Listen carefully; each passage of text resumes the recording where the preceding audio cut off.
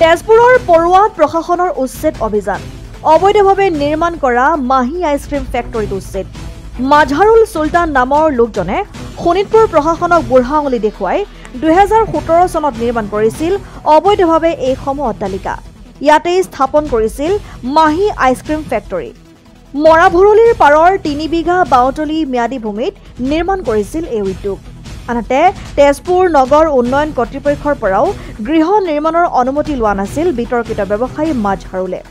কেৱল এয়াই নহয় এই উদ্যোগৰ পিছফালে থকা 4 বিঘা চৰকাৰী ভূমি দখল কৰি তেওঁ চলাই আছে বিভিন্ন ব্যৱসায় এই ভূমিটো শীঘ্ৰেই উচ্ছেদ চলাব প্ৰশাসনে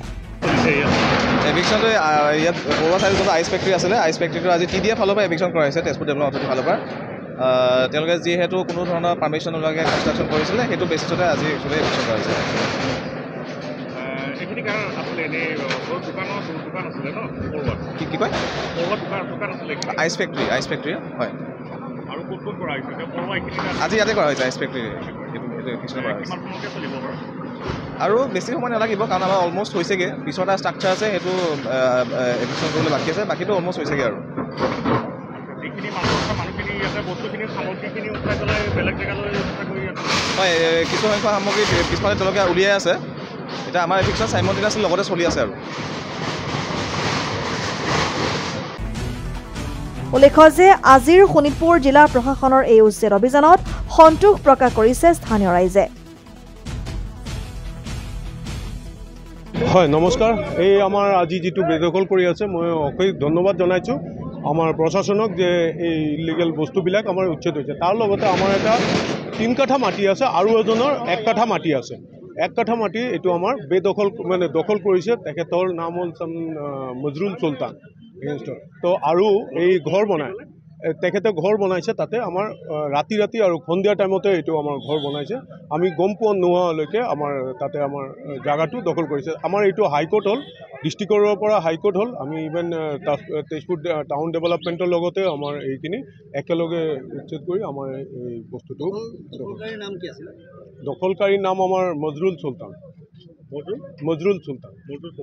তেখেতে কোনো ধৰণৰ খবৰ দিয়া নাই খবৰ ৰাতি কেতিয়াবা হৈ গ'ল আমি তেতিয়া নাছিলোঁ যেতিয়া হৈ গ'ল তেতিয়া আমি গম পোৱা হ'ল যে এইখিনি উচ্ছেদ ইনফেক্ট আমি পুলিচ প্ৰশাসন আৰু হাইকোৰ্টতো আমাৰ এটা অৰ্ডাৰ দিয়া হৈছে ঠিক আছে এইটোৰ ওপৰতে আমাৰ কেছো ফাইট হৈ আছে আমাৰ হাইকোৰ্টতো গৈছে মই প্ৰশাসনত ইমানখিনিয়ে ধন্যবাদ জনাম যে এইখিনি যে কাম কৰিছে তাৰ লগতে আমাৰ যিখিনি মাটি আছে আমাৰ নিপেশ দাসৰ আৰু কল্যাণ দত্ত এই দুজনৰ মাটি যাতে আমাৰ এইটো ক্লিয়াৰ কৰি দিয়ে এইখিনি আমাৰ এটা অনুৰোধ থাকিলে প্ৰশাসনৰ পৰা আমাৰ 3 কাঠা আছে আৰু কল্যাণ দত্তৰ আছে 1 কাঠা লেট কল্যাণ দত্ত তেখেতৰো আছিলে 1 কাঠা দুজনে আমাৰ দোকালে নিপেশ দাসৰ দোকালে আৰু কল্যাণ দত্ত দোকালে কিন্তু তেখেতৰ মাটিও এইটো হিচাপে এইটো দখল কৰা আছে ধন্যবাদ